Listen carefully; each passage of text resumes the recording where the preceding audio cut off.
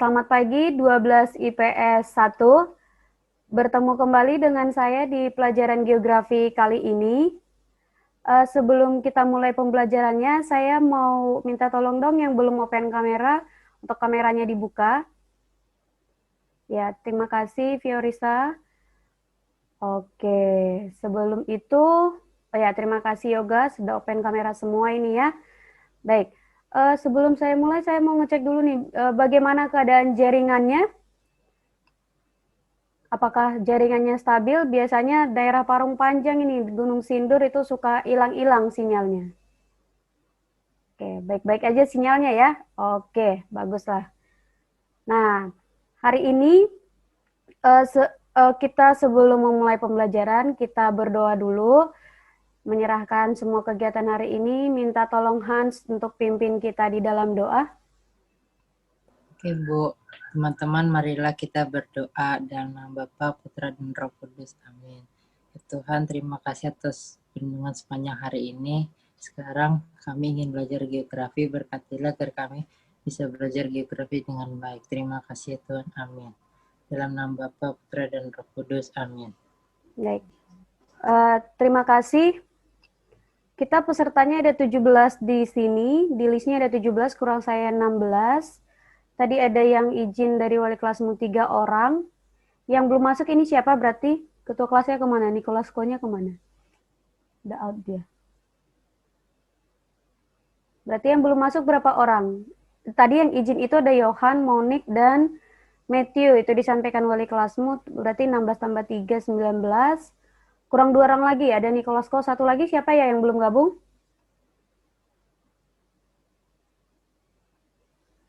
Reva, Bu. Reva, baik. Berarti kurang Reva dan Nicholas Ko. Niko tadi sudah join, tetapi out kembali. Oke.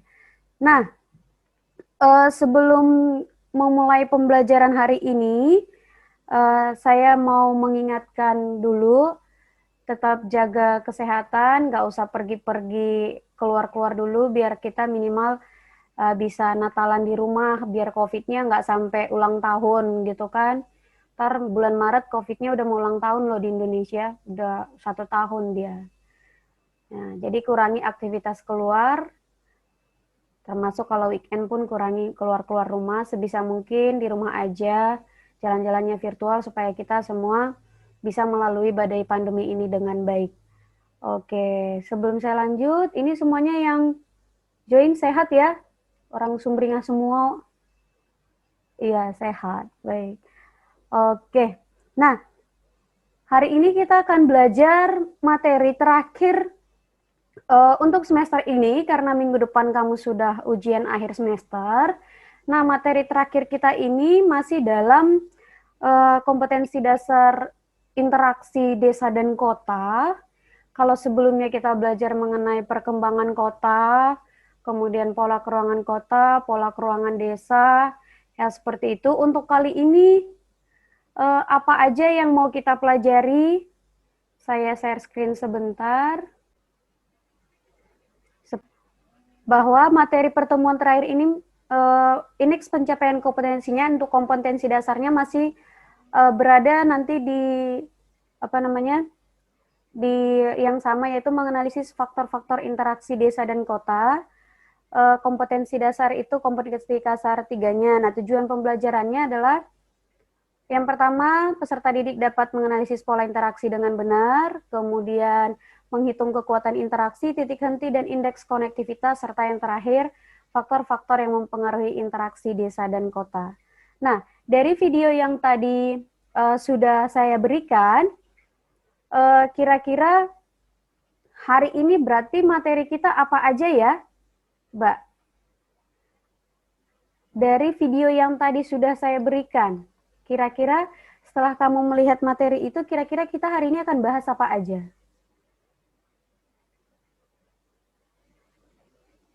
Ada yang mau? Dampak positif dan dampak negatif faktor interaksi desa dan kota. Oke, dampak positif negatif interaksi desa dan kota ya, salah satunya ada nanti. Terus apa lagi?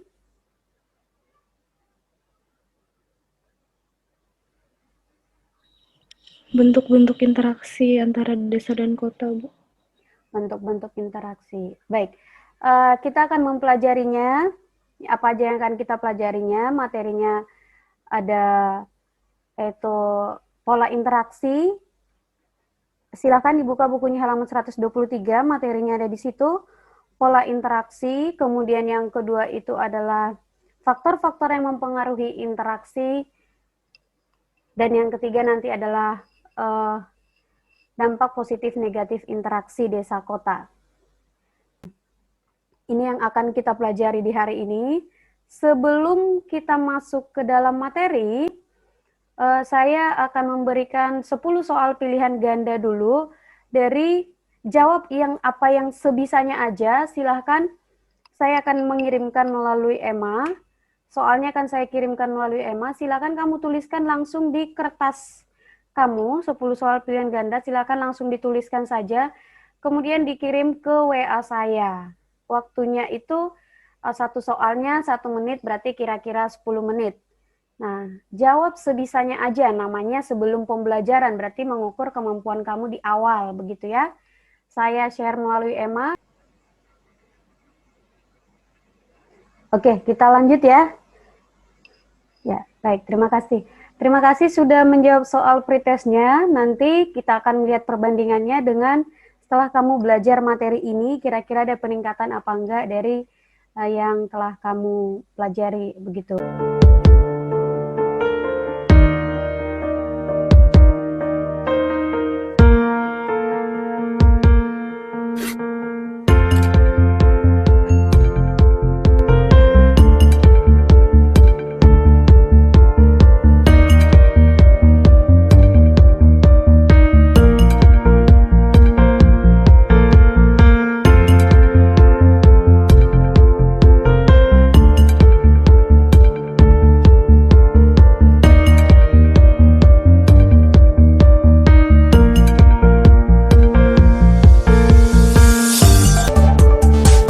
Oke, kamu kan sudah nonton video itu nih. Kita mulai saja langsung ke yang pertama, yaitu pola interaksi. Pola interaksi ini, jika kamu lihat di buku, pola interaksi maksudnya adalah bagaimana bentuk jalinan interaksi antar daerah tersebut, begitu. Nah, kira-kira dari video pola interaksi atau interaksi itu terbentuk karena apa saja? Apa aja yang bisa membuat interaksi itu terbentuk? Karena ada perbedaan hasil produksi. Oke, karena ada perbedaan hasil produksi, benar. Kemudian apa lagi yang membuat adanya interaksi? Selain perbedaan hasil produksi. Dari video yang kamu tonton, interaksi suatu daerah itu bisa terjadi kalau apa aja? Kalau satu daerah itu saling memengaruhi, dua daerah itu saling memengaruhi satu sama lain, Bu. Oke, saling mempengaruhi. Ya, satu orang lagi yuk. Kenapa bisa terjadi interaksi? Ibarat kamu kenapa bisa menjalin hubungan sama orang lain? Sama seperti itu, interaksi desa kota juga seperti itu. Kenapa bisa terjadi hubungan? Pasti ada alasannya. Tidak mungkin tidak beralasan. Karena ada kebutuhan, Bu, antara wilayahnya. Buat memenuhi kebutuhan mereka satu sama lain. Buat memenuhi kebutuhan. Baik, terima kasih Michelle, Emma, dan Jessie sudah menjawab pertanyaan saya. Nah, interaksi itu bisa terjadi oleh beberapa hal dan nanti akan terlihat di pola interaksinya. Nah, di pola interaksinya itu kira-kira apa aja pola interaksi? Kita lihat saya akan coba share dan kita lihat di bukumu juga. Yang pertama, pola interaksi yang sering digunakan yaitu yang pertama berdasarkan kepada teori gravitasi namanya. Lihat di halaman 123. Teori gravitasi ini dikemukakan oleh Leibniz mengatakan bahwa suatu interaksi bisa terjadi oleh dua faktor. oleh dua hal. Ini dia. Yang pertama itu adalah jumlah penduduk. Yang kedua adalah jarak. Jadi jika jumlah penduduk menurut Rayleigh, jumlah penduduk dan jarak mempengaruhi pola atau kekuatan interaksi. Seperti itu. Nah, sebentar lagi akan saya jelaskan. Kemudian yang berikutnya, nih, ada nanti teori titik henti, jadi ada 3 teori yang kita pakai, ada indeks konektivitas. Saya jelaskan satu-satu, sembari dilihat di bukunya ya.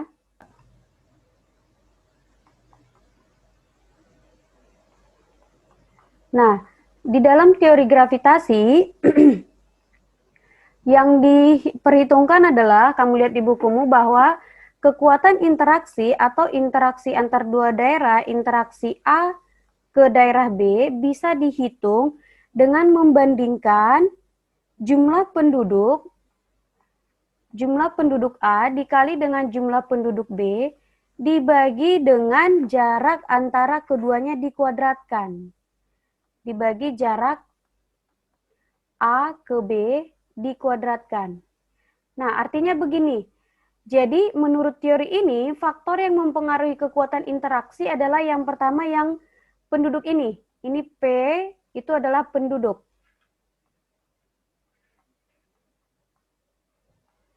Nah, jumlah penduduk suatu wilayah mempengaruhi kekuatan interaksi dan jarak wilayahnya. Jadi nanti, jika semakin besar jumlah penduduknya, maka kekuatan interaksinya juga semakin besar. Jika jumlah penduduk antar dua daerah itu semakin besar, maka kekuatan interaksinya juga semakin besar. Nah, kita lihat contohnya. Contohnya langsung. Yuk. Biasanya ini untuk menghitung seberapa besar interaksi antar dua daerah itu. Misalnya daerah A itu, ini daerah A, penduduknya kita buat itu adalah, biar gampang hitungnya ya, 1000 jiwa. Kemudian daerah B, penduduknya 2000 jiwa. Nah, jarak antara keduanya, jarak A ke B itu kira-kira 10 km. Nah, ditanya berapa kekuatan interaksinya. Kekuatan interaksinya berapa? Kira-kira menjawabnya bagaimana? Kita tinggal masukkan angka. Ya. Penduduk A-nya 1000. 1000 jiwa dikali dengan 2000 dibagi dengan 10 pangkat 2. Kira-kira begini. Berarti ini 2 juta. 10 pangkat 2 berapa? Ayo. 10 kali 10. 100, Bu. Oke. Jadi kekuatan interaksinya adalah ini. Ini kalau yang diketahui cuma 2 daerah saja. Tapi jika yang diketahui seperti yang di soal tadi 3 daerah, maka kamu harus menghitung kekuatan interaksi setiap daerah itu kemudian membandingkannya. Angka hasil perhitungan yang paling besar itu adalah kekuatan interaksi yang paling tinggi. Seperti itu. Itu untuk teori gravitasi. Baik, saya ulang dulu. Saya tanyakan dulu. Siapa ya? Derian deh. Apa saja yang mempengaruhi pola interaksi menurut teori gravitasi tadi? Menurut teori gravitasi yang diungkapkan oleh Rayleigh, yang mempengaruhi kekuatan interaksi apa aja?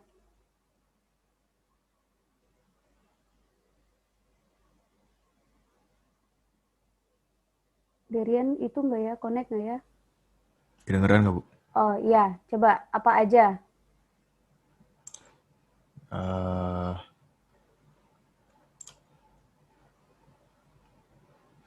Nah, maaf, saya lupa. Bentar. Oke. Itu jumlah penduduk sama jarak antar wilayah. Oke, jumlah penduduk dan jarak antar wilayah. Menurut Ya. teori gravitasi, pola interaksi ini mengatakan bahwa yang mempengaruhi kekuatan interaksi adalah jumlah penduduknya dan jarak antar wilayah. Sampai di sini untuk teori gravitasi, apakah jelas? Oke, jelas ya. Kita lanjut ke berikutnya.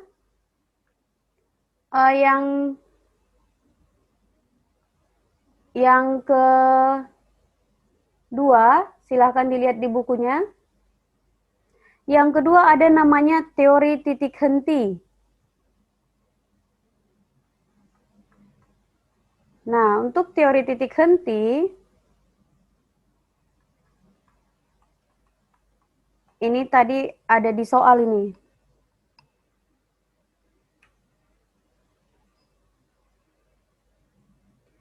Untuk teori titik henti, ini ada yang mau bantu nggak ya? Kira-kira teori titik henti ini digunakan buat apa? Biasanya pemanfaatannya buat apa? Untuk mencari lokasi yang ideal. Untuk mencari lokasi yang ideal. Baik, terima kasih. Benar seperti itu, berarti tadi membaca ya. Teori titik henti digunakan untuk mencari atau menentukan lokasi ideal pembangunan fasilitas umum. Nah, pembangunan fasilitas umum. Fasilitas umum itu contohnya apa aja kira-kira, Laura?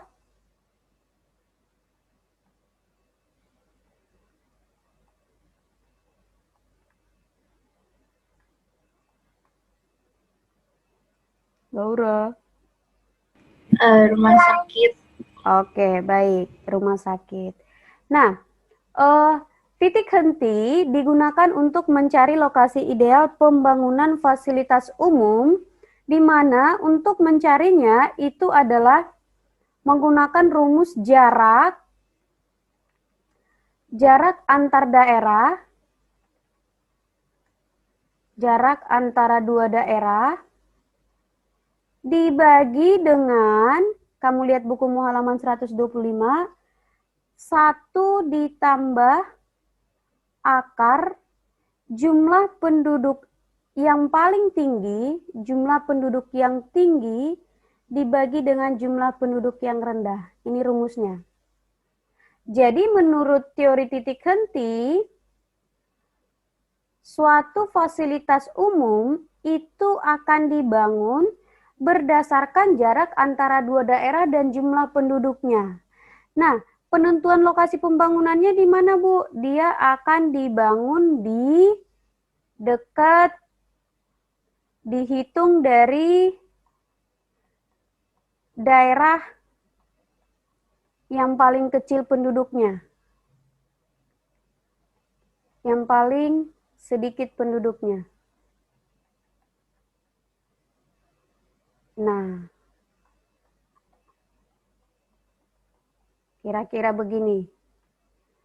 Nah, kenapa harus dari yang paling kecil? Supaya masyarakat yang berpenduduk kecil itu bisa menjangkau fasilitas umum yang dibangun.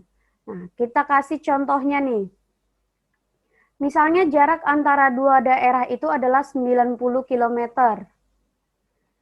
Kemudian kota A ya, penduduknya itu kita buat adalah 20.000 jiwa. Kemudian kita buat 40.000 jiwa. Kemudian kota B 10.000 jiwa. Ini dibagikan dulu yang di dalam. Nah, 90 dibagi dengan 1 tambah, kalau ini dibagi berarti hilang ya, 4 bagi 1, 4. Akar 4 berapa? 2. Oke, akar 4, 2. Berarti sama dengan 90 dibagi 1 tambah 2, berarti dibagi 3. Sama dengan 30 km. Dihitung dari sini. Dihitung dari yang paling sedikit. Berarti kalau kita gambar, Kita gambar seperti ini. Ini kita buat 30 km, 60, 90 jaraknya kan. Ini daerah A, ini daerah B. Nah, ini tadi jumlah penduduk A. Ini jumlah penduduk B. Berarti dia diletakkan 30 km dari A atau B?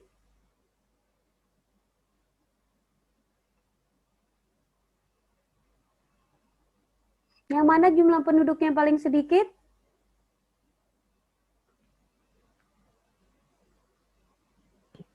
Yang A bukan.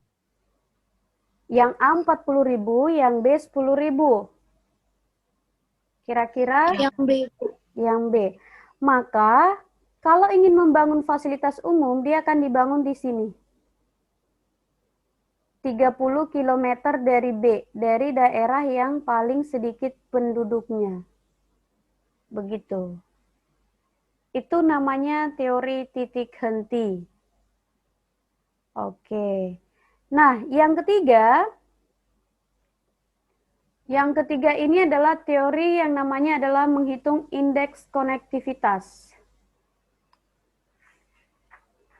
Nah, untuk yang ketiga itu adalah indeks konektivitas. Kamu lihat di bukumu halaman 129. Namanya indeks konektivitas. Menurut teori ini, pola interaksi bisa terjadi hanya karena dipengaruhi oleh dua hal, jaringan jalan dan jumlah kota. Jadi, rumusnya itu sama dengan E per F. E ini adalah jalannya, terus F ini adalah kotanya. Umpamanya begini, ini adalah titik itu adalah kota, garis itu adalah jaringan jalan.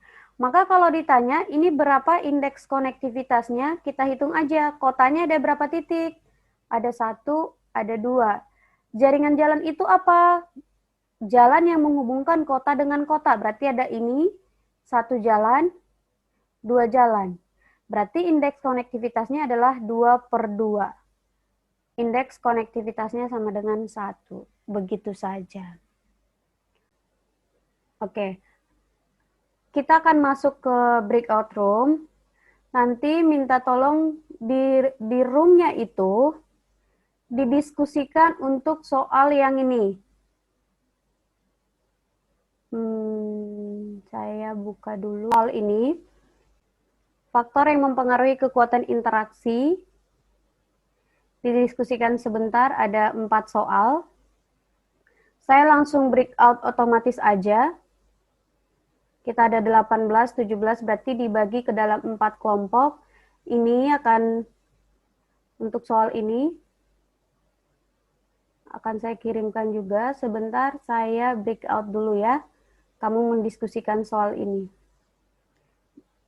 Nanti didiskusikan aja. Nggak sampai selesai pun nggak apa-apa. Saya cuma butuh recordnya gitu. Oke, sebentar ya. Saya bagi dulu.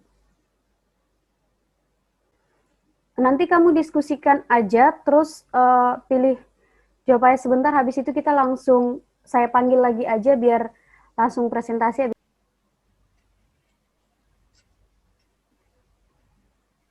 Udah didiskusikan belum? Udah dapat apa yang sudah didiskusikan? Iya Bu, dari tadi cuma ngobrol tentang apa yang ada di sekitar daerah kita masing-masing. Oh gitu. Coba apa yang ini yang sudah kalian diskusikan? Kalau di daerah saya sih palingan yang regional complementary Bu. Itu yang saya mikir. Ya saya sih kurang aktif sama lingkungan masyarakat. Soalnya saya tinggal di kampung. Jadi sama lagi ada situasi corona kan. Jadi ya. Tapi kalau dilihat dari aktivitas-aktivitasnya kayak dari daerah apa ya? Kan kita saya di Ciater.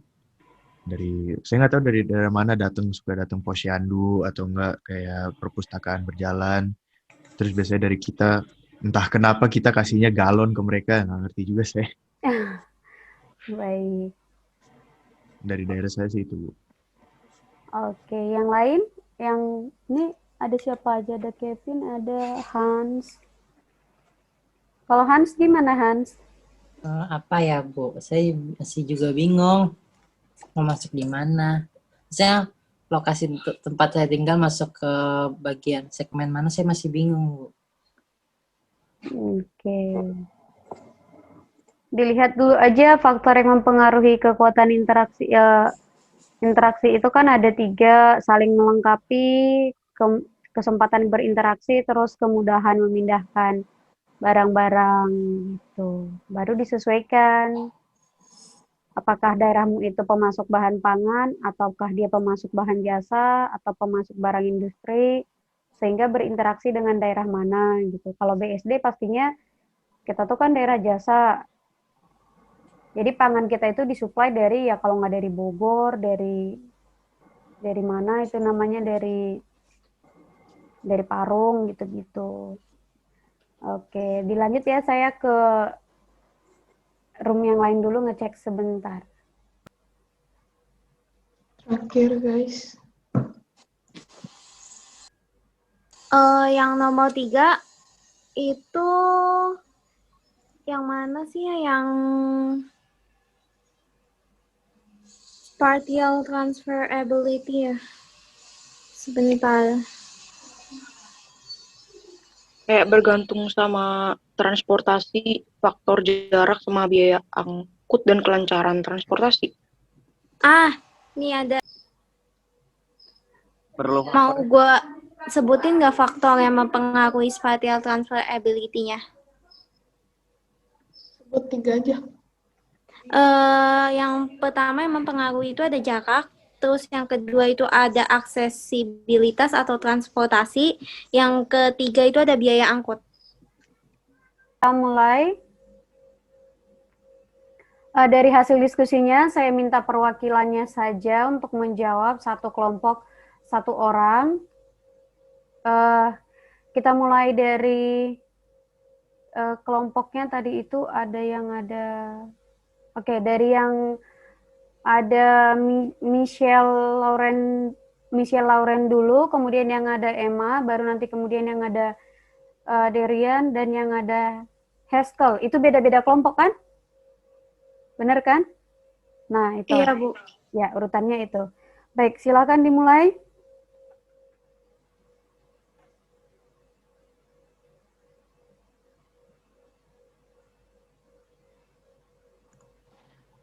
Selamat pagi Bu Vera. Jadi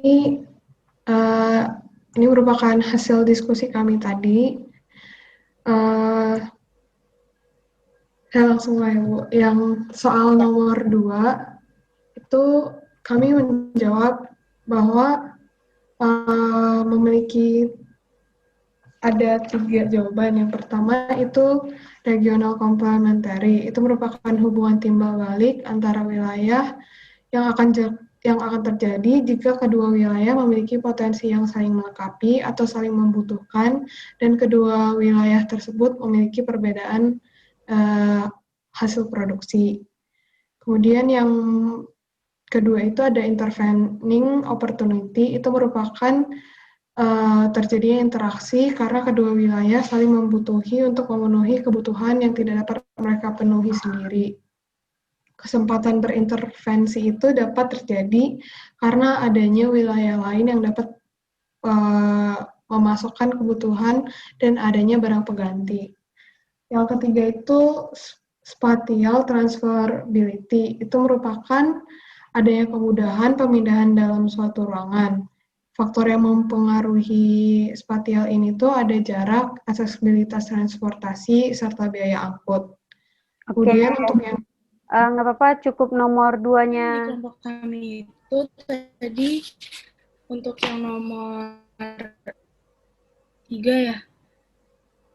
Untuk nomor 3 itu saya milih, jadi ada dari antara 2 wilayah itu, jika Sulawesi Selatan sama Sulawesi Utara, mereka itu saling berhubungan untuk memasok sumber daya alam, dan Jakarta itu memasok kedua daerah itu sebuah teknologi pertanian gitu, Bu. Nah, berarti dampak positifnya dari desa atau pasar yang memasok ke Jakarta sendiri, berarti mereka bisa memenuhi kebutuhan yang ada di wilayah-wilayah lain, sementara yang dari Jakarta ke desanya sendiri itu terjadi ke maksudnya perkembangan teknologi gitu Bu. Jadi alat yang diberikan oleh dari pemerintahan pusat Jakarta kepada kedua desa itu adalah sebuah teknologi untuk mendeteksi cuaca dan penyakit yang ada di desa-desa itu. Jadi mereka bisa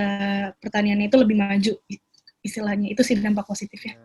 Intervening opportunity. Jadi kalau di kata saya itu yang di asalnya di Tangerang, menurut saya itu yang lebih sering berinteraksi itu menggunakan intervening opportunity karena salah satu contohnya itu kota Jakarta. Nah, Tangerang sama Jakarta kan memang masuk dalam kawasan kota metropolitan. Jadi kebutuhan dan kepemilikan yang mereka punya atau kemampuan yang mereka punya itu mirip-mirip, jadi cuman kurang-kurang sedikit aja. Jadi intervening opportunity itu adanya kerjasama buat menambahkan kekurangan yang mereka punya gitu. Ya, kalau misal daerah ini kekurangan, kalau kerja sama daerah lain bisa memenuhi, kita juga bisa memenuhi kebutuhan daerah lain, dan saling melengkapi dan saling maju sama-sama, dan mungkin ada hubungan yang lebih kuat di antara kita kan. Kalau negatifnya mungkin jika terjadi sesuatu yang nggak benar, terus hubungannya putus, jadi kita bingung, kita selama ini udah bergantung sama mereka, tiba-tiba hubungannya putus, kita nggak ngerti mau ke daerah mana lain untuk meminta apa yang kita kekurangan. Mungkin negatifnya itu aja sih, Bu. Oke, baik. Terima kasih semuanya untuk presentasinya. Terima kasih untuk diskusi yang sudah dilakukan. Walaupun waktunya terbatas, kiranya bisa bermanfaat gitu ya. Materi ini kan sudah pernah sebelumnya kita bahas, jadi saya seperti mengulang saja. Begitu. Nah, kemudian kita akan menyimpulkan dari materi ini, kita akan menyimpulkan, memberikan kesimpulan untuk materi yang kita pelajari hari ini. Yang pertama, kita akan menyimpulkannya bahwa untuk dari pola interaksi, saya share dulu. Untuk dari kesimpulannya itu yang pertama, untuk dari pola interaksi, bahwa dalam pola interaksi, ada faktor yang mempengaruhi pola interaksi itu ada 3, bisa dihitung dengan 3 cara. Yang pertama dengan rumus gravitasi relay, adaptasi dari rumus teori gravitasi, yang mana kekuatan interaksi dipengaruhi oleh jumlah penduduk dan jarak antar wilayah. Kemudian yang kedua adalah teori titik henti, yang mana dipengaruhi oleh jumlah penduduk dan jarak antar wilayah, di mana teori ini digunakan untuk menentukan pembangunan fasilitas umum, dihitung dari daerah yang paling rendah penduduknya. Kemudian ada teori indeks konektivitas, menurut Kansky bahwa daerah itu pola interaksinya dipengaruhi oleh jumlah jaringan jalan dan jumlah kotanya, di mana jika semakin banyak jumlah jaringan jalan yang menghubungkan kota, maka kekuatan interaksinya semakin besar. Kemudian yang berikutnya itu adalah faktor yang mempengaruhi kekuatan interaksi, ada 3, yaitu wilayah yang saling melengkapi, saling berintervensi, dan adanya kemudahan pemindahan dalam ruang. Untuk yang saling melengkapi, artinya mereka membutuhkan satu sama lain. Semisalnya tadi, seperti yang kata kelompoknya tadi itu, di daerah kota itu ada hasil industri, di daerah desa itu adanya hasil pangan. Mereka saling berinteraksi, itu namanya melengkapi. Kemudian saling berintervensi, yang tadi kelompoknya Haskell itu sama-sama, jadi sama-sama kuat di dalam satu bidang, maka kekuatan interaksinya mulai terganggu. Tangerang sama Jakarta sama-sama kuat di bidang jasanya, jadi interaksi mereka tidak akan terlalu kuat, tetapi akan kuat ke daerah sekitarnya untuk mencari bahan-bahan yang dibutuhkan. Kemudian adanya kemudahan transfer dan pemindahan dalam ruang, ini adalah bagaimana interaksi itu terjadi yang dipengaruhi oleh faktor aksesibilitas, jaringan jalan, telekomunikasi, dan sebagainya. Nah, kemudian ada faktor positif dan negatif, interaksi desa kota. Yang positif ada bagi desa dan ada bagi kota, artinya meningkatkan taraf hidup maupun kemampuan serta keahlian masing-masing daerah. Kalau negatifnya berarti menurunkan taraf hidup keahlian maupun ke ruangan di daerah itu. Misalnya kalau dampak negatifnya di kota adanya pemukiman kumuh, kalau dampak negatifnya di desa berlunturnya nilai-nilai budaya, seperti itu. Nah, saya rasa itu aja untuk hari ini. Sebelum saya sudahi, ada yang ingin bertanya? Oke. Adakah? Sudah jelas semua? Oke. Baik, kalau sudah jelas dengan kesimpulan itu, kita sudahi untuk hari ini. Nanti di akhir kamu jawab soal post-test setelah kamu belajar. Yang 10 soal saya kirimkan nanti melalui EMA.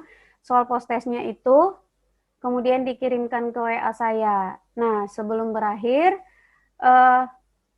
saya mengingatkan, tadi hasil diskusinya dikirimkan tetap kemana, ke WA saya, seperti itu. Nah, untuk minggu depan kita akan ada ulangan penilaian akhir semester. Silahkan dipersiapkan dirinya masing-masing untuk penilaian akhir semester. Bab kita ada 2, yaitu tentang peta, penginderaan jauh, dan SIG. Kemudian dengan bab ini interaksi desa dan kota. Jadi ada 2 bab yang diujiankan di penilaian akhir semester. Nah, minggu depan sudah mulai penilaian akhir semester, silahkan bersiap-siap untuk penilaian itu. Itu aja dari saya, terima kasih sudah bergabung di pelajaran geografi hari ini. Minta tolong untuk mengakhirinya, Meta pimpin kita di dalam doa.